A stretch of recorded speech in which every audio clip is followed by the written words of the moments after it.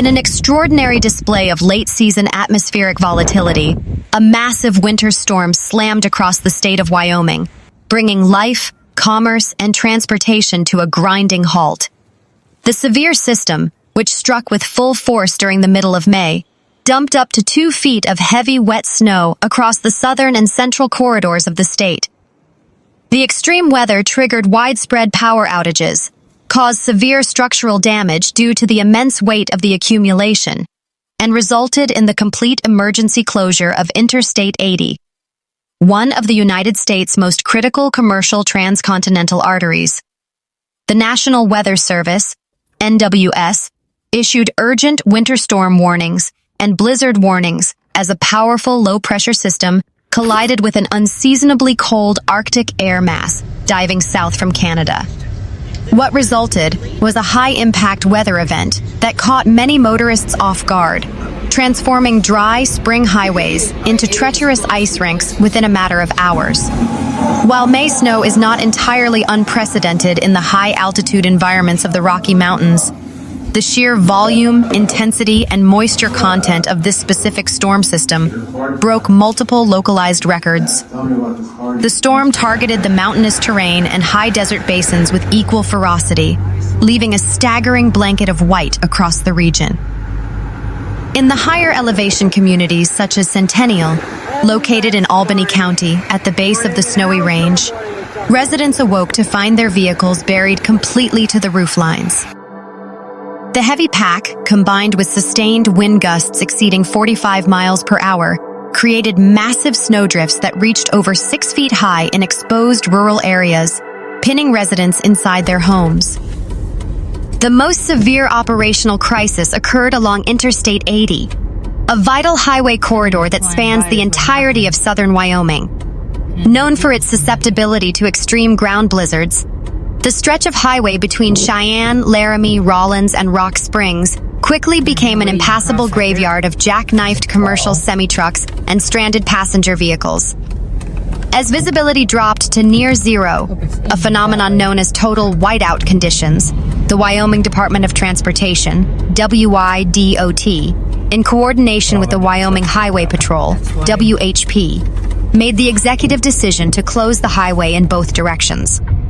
The closure affected hundreds of miles of asphalt, cutting off the primary shipping pipeline between the Midwest and the West Coast.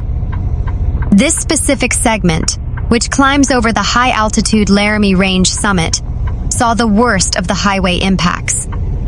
Ice quickly sheeted over the lanes beneath the falling snow, rendering traditional braking useless. Hundreds of long-haul freight trucks were forced to pull off onto the shoulders or crowd into overflowing truck stops in small towns like Wamsutter and Medicine Bow. Drivers reported being stuck in their cabs for over 14 hours as wind-blown snow drifted around their rigs. Search and rescue teams, utilizing tracked snow vehicles and heavy-duty front-end loaders, worked tirelessly through the night to extricate families from passenger cars that had spun off into the median ditches. Local gymnasiums and community centers in Laramie and Rawlins were hastily converted into emergency shelters to accommodate the influx of displaced travelers. Wyoming Highway Patrol officials emphasized the extreme danger faced by the rescue crews themselves. The sheer density of the snow made it difficult for our heavy plows to clear a path, and the high winds immediately refilled the lanes we just plowed, a WHP spokesperson stated during a morning press briefing. Unlike the dry, powdery snow typical of midwinter in Wyoming, this late spring storm carried an immense amount of atmospheric moisture. This resulted in a very dense, heavy, and sticky snow consistency. The heavy accumulation clung aggressively to electrical transmission lines and power poles. Under the combined weight of the snow and ferocious wind gusts, poles snapped like matchsticks. The community of Medicine Bow and surrounding rural ranches experienced a complete blackout, leaving thousands without heat as ambient temperatures plummeted below freezing. Because many native trees had already begun their spring budding and leafing cycle, the broad surface area of the leaves collected massive amounts of snow. The result was catastrophic timber damage across urban neighborhoods in Cheyenne and Laramie. with large limbs crashing down onto parked vehicles, roofs, and secondary distribution lines. Several agricultural outbuildings, barns, and older metal carports across southeastern Wyoming suffered partial or total roof collapses under the sheer weight of the snowpack. Utility crews from Rocky Mountain Power and local rural electric cooperatives were deployed immediately. However, their progress was severely hampered by the closed roads and deep drifts, preventing utility bucket trucks from physically reaching the damaged infrastructure.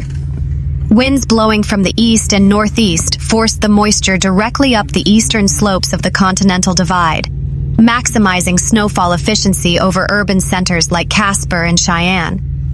As the core of the low-pressure system slowly tracks eastward into the Great Plains, atmospheric pressures are beginning to stabilize across the Cowboy State. Wyoming is now transitioning from a state of emergency response to an accelerated phase of digging out and recovery. While Wednesday will offer immediate relief with clear skies and melting conditions, meteorologists warn that a brief secondary disturbance on Thursday could bring a minor return of rain and snow showers, keeping roads slick and hazardous. The long-range forecast presents a dramatic climate swing that is causing significant concern among hydrologists and emergency management officials. By Saturday and Sunday, a massive ridge of high pressure will build over the western United States, sending temperatures skyrocketing well above seasonal averages, peaking at a balmy 24 degrees Celsius, 75 degrees Fahrenheit.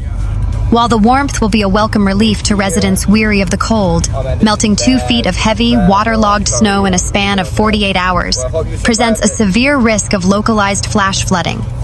Small city storm drains, currently choked with plowed snow and fallen tree branches, may back up rapidly as the snow liquefies.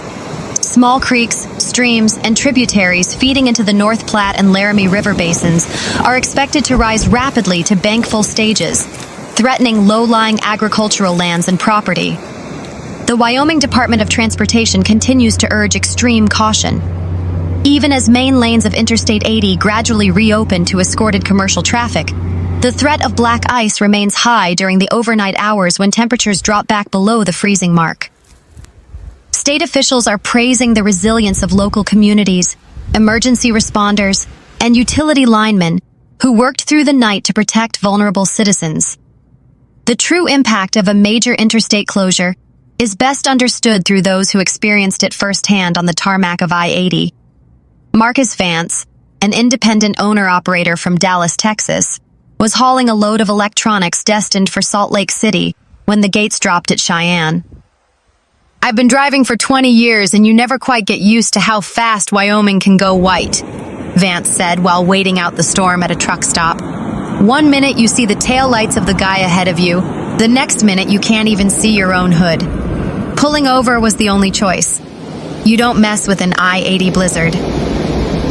Sarah Jenkins, a resident of Laramie who works in Cheyenne, found herself caught in the early stages of the shutdown.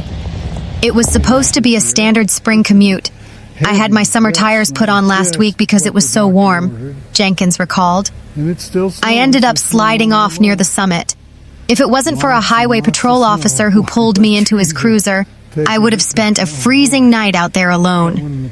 We take our winters seriously here, but these May storms always catch a few of us off guard." We need it.